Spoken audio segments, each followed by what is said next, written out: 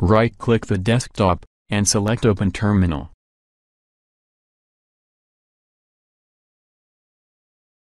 First, let's install the Java Runtime environment that will enable you to run Java programs.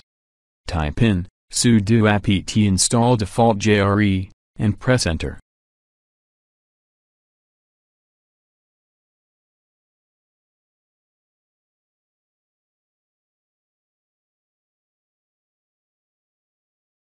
Type in your user password, and press Enter.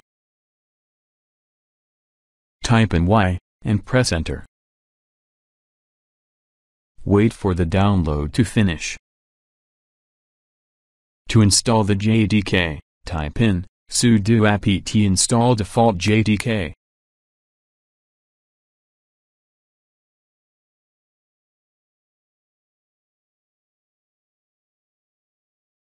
Type in Y, and press Enter. Wait for the installation to finish. To verify the Java JDK installation, type in javac version.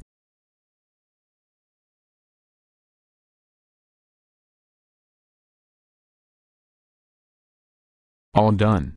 Please subscribe.